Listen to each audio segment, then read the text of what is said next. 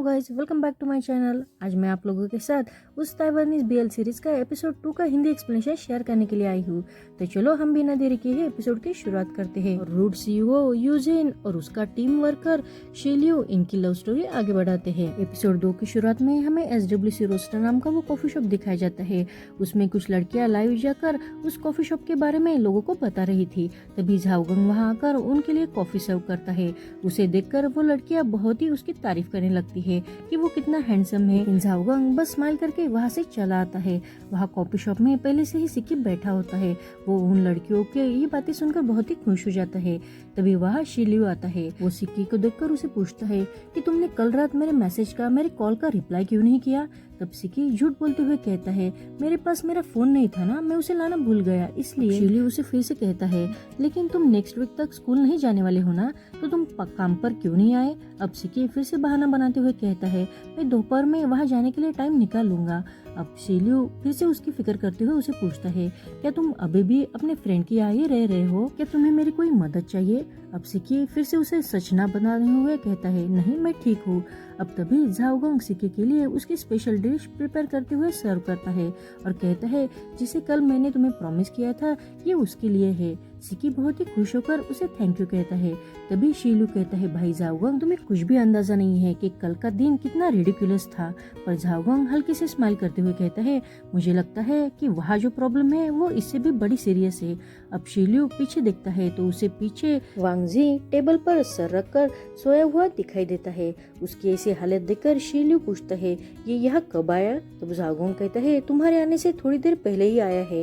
ये यहाँ आकर बिना कुछ ऑर्डर किए ही वैसे ही बैठा हुआ है।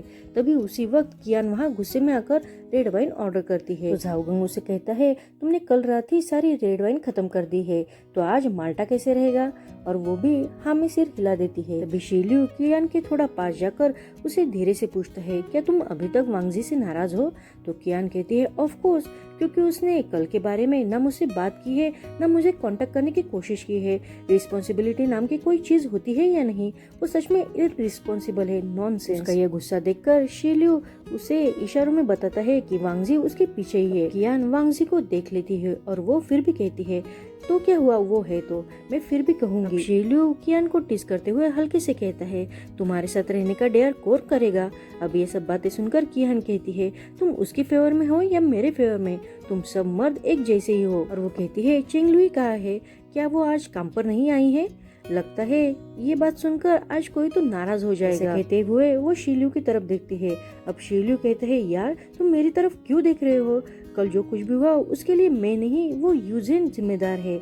उसका नाम सुनकर अब झाओगंग का चेहरा के एक्सप्रेशन थोड़े से बदल से जाते हैं। ऐसा लगता है कि झाओगंग यूजिन को पहले से ही जानता हो। कियान भी यूजिन को बहुत कोसने लगती है और वो सिक्की को हौसला देते हुए कहते हैं, सिक्की हम दोनों की हालत एक जैसी ही है, तो डोंट वरी, मैं तुम्हारे साथ हूँ। तभी शीलू कहता है, एग्जैक्टली, मैं भी आज घर छोड़ने वाला हूँ। और वो सिक्की से कहता है, क्या तुम मेरे साथ रहना चाहोगे, मैं रेंट पे कर दूंगा, हम उसे अकेला ही रखेंगे। अब सिक्की कुछ कहता है उससे पहले ही कियान खुश होकर जोर से चिल्लाते हुए कहती है, मेरे पास एक आइडिया है, पर इस प्लान के लिए मुझे तुम दोनों की मदद चाहिए, स्पेशली शेलू तुम्हारी। अब शेलू शौक होकर पूछता है, मेरी मदद। कियान कहती है, हाँ तुम्हारी मदद। एक्चुअली कल के बारे में मैंने सीरियसली सोचा है। जीनियस जिन का सिंगल रूल बनाने के पीछे जरूर कोई तो प्रॉब्लम है। शायद वो मेंटली बीमार है, और जब लोग ऐसे मेंटली बीमार होते हैं तो उनके पीछे उनका पास छुपा होता है। उसके पास में जरूर कुछ ऐसा हुआ होगा और वो सीक्रेट हमें पता लगाना है। उनकी ये सारी बातें सुनकर झाओगंग बहुत ही सीरियस हो जाता है, लेकिन वो उन लोगों को कुछ भी नहीं कहता। तभी कियान कहती है, हमें उसका सीक्रेट क्या है यही पता लगाना है, और इस काम के लिए सबसे बेस्ट पर्सन है, और वो शीलू की तरफ इशारा कर देती है। तभी शीलू कहता है, पर मैं उसके साथ नहीं रहना चाहता, तो मैं ही क्यों। तो कियान कहती है, क्योंकि तुम उसके बहुत क्लोज है ना, इसलिए मेरी बात ध्यान से सुनो। कोई कितना भी अपना पास छुपा ले, अपना दर्द छुपाने का ट्राई करे, लेकिन एक दिन ऐसा आता ही है कि वो इमोशनली हो जाता है और वो अपना दर्द खुद ही बताने लगता है। उसकी ऐसी कोई कमजोरी हो जिससे हमें पता चल सके, और ये सारी बातें जानने के लिए तुम्हें उस पर नजर रखनी होगी, और इसलिए तुम्हें वही रहना होगा। अब शीलू कहते हैं, पर हम उसका पास जानकर क्या करेंगे। कियान कहती है, अगर उसने ये रूल क्यों बनाए हैं इसका रीजन हमें पता चल गया तो हम भी उसे टीज करेंगे, उसे परेशान करेंगे और हम पीछे रहकर बस शो एंजॉय करेंगे। तो शीलू फिर से कहता है लेकिन आखिर में अगर हमें कुछ भी पता नहीं चला तो हमारा बस टाइम ही वेस्ट होगा। तो कियान कहती है अगर हमें कुछ भी पता नहीं चला तो हम कुछ चीजें ऐसे सेटअप कर देंगे जैसे गॉसिप वाले मैगजीन में होती है, उसे ऐसा फंसाएंगे कि वो सारे रूल्स भूल ही जाए। अब कियान का ऐसे खतरनाक आइडिया सुनकर सिकी उसे रोकने की कोशिश करता है, पर कियान उसकी तरफ बड़ी बड़ी आंखें करते हुए देखते हैं और बाद में मुस्कुरा कर कहती है मेरा प्लान अच्छा है ना सिकी। अब सिकी भी डरते हुए कहता है हाँ बहुत ही अच्छा है। कियान शिलियो और सिकी को उकसाने के लिए कहती है सिकी उसने तुम्हें घर से निकाला है और शिलियो ने तुम्हारे जैसा अच्छा कोवर्कर और रूममेट गवाया है। वांगजी तो बहुत ही डरपोक है और मेरा क्या, मेरी वेडिंग रिंग, मेरा वेडिंग, इसका क्या होगा? क्या तुम्हें गुस्सा नहीं आता है?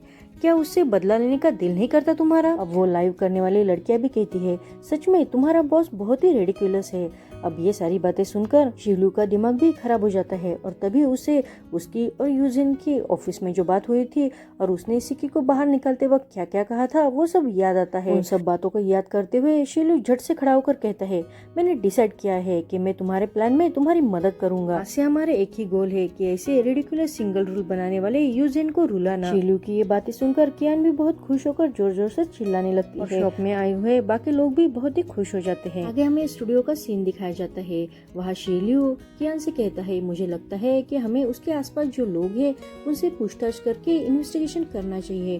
तभी कियान कहती है क्या तुम्हें आइडिया है कि उसके आसपास कौन लोग हैं? तो शिलियो हंसकर कहता है नहीं मुझे कोई आइडिया नहीं है। तभी कियान कहती है अरे तुम तो कुछ भी काम के नहीं हो। ओके हम ऐसा करेंगे तो हमारा ऑफिस का ये माहौल है वो हम स्ट्रेसफुल बनाएंगे। वो हमारे बॉस है तो क्या हुआ, लेकिन हम उनके एम्प्लॉय है यानी उनकी ताकत है, हम हमारे बिना वो पावरलेस हो जाएंगे। उसकी बात सुनकर शीलू कहता है तुम कहना चाहती हो कि हमें उन्हें अकेला छोड़ देना है? पर शीलू कहती है एग्जैक्टली मैं यही कहना चाहती हूँ। तभी शीलू कहता है क्या तुम्हारे दिमाग में कोई आइडिया है?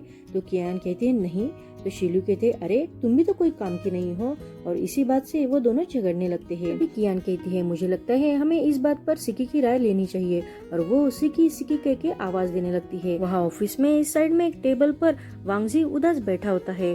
वो सिर्फ इतना कहता है कि सिकी स्कूल चला गया है और इतना कह के वो फिर से उदास हो जाता है। उसी वक्त अब यूजेन शीलू को अपने कैबिन में बुलाता है।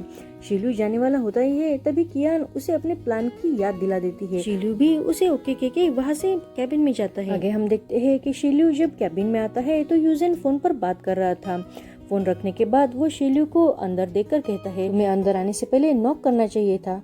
अब उसकी ये बातें सुनकर शीलू को गुस्सा आ जाता है, लेकिन वो अपने आप को कंट्रोल करते हुए फिर से डोर के पास जाता है, डोर ओपन करता है, उसे नॉक करता है और फिर से डोर शट करके अंदर आ जाता है और यूजिन से कहता है मैं आपकी क्या मदद कर सकता हूँ डायरेक्टर। यूजिन उसे कहता है कि तुम्हें 1 महीने के अंदर हमारे स्टूडियो में जो भी रॉ मटेरियल है और जिसमें निकेल है तुम्हें वो सारा स्टॉक में से बाहर निकलना है।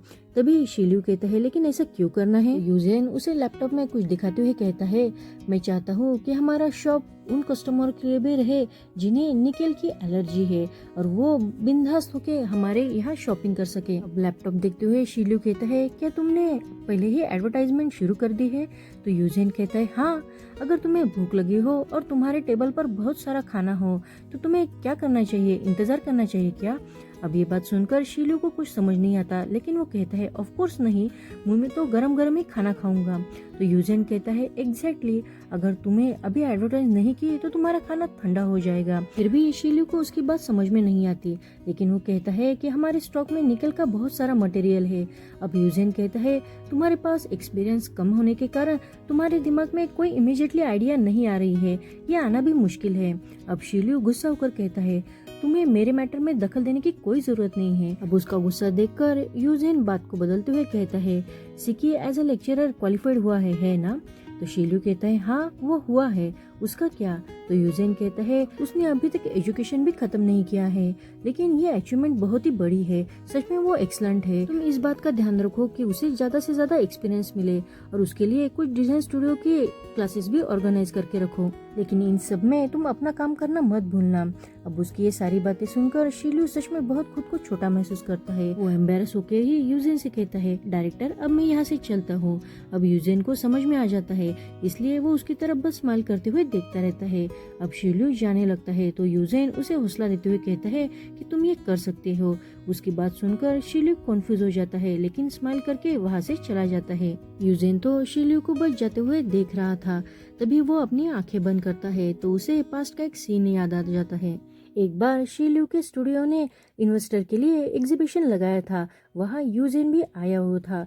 वही यूजेन ने पहली बार शील्यू को देखा था। शील्यू का हैप्पी फेस देखकर और उसका एक्सलेंट सा वर्क देखकर वो बहुत ही इम्प्रेस हो चुका था। अब सीन प्रेजेंट में शिफ्ट होता है। यूजेन फिर से वही डिजाइन देखते हुए कहता है, मुझे पक्का यकीन है कि तुम ये कर सकते हो। आगे हम देखते हैं कि शील्यू वांगजी के पास जाकर उसे कुछ काम बताता है, लेकिन वांगजी का तो उस पर कोई ध्यान नहीं रहता।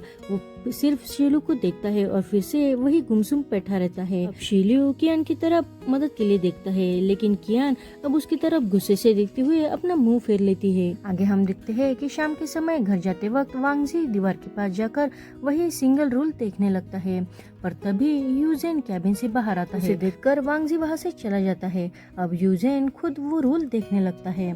आगे हम देखते हैं कि यूजेन झाओगंग के कॉफी शॉप पर आता है, पर वो अंदर जाने को कतराता है। पर तभी झाओगंग बाहर आता है और वो वहाँ खड़े हुए यूजेन को देख लेता है और स्माइल करते हुए उसे शॉप में इनवाइट करता है। शॉप में बैठे हुए यूजेन के लिए झाओगंग पानी लाता है और उसे पूछता है, मैंने तुम्हें बहुत दिनों के बाद देखा है, तुम वापस कब आए?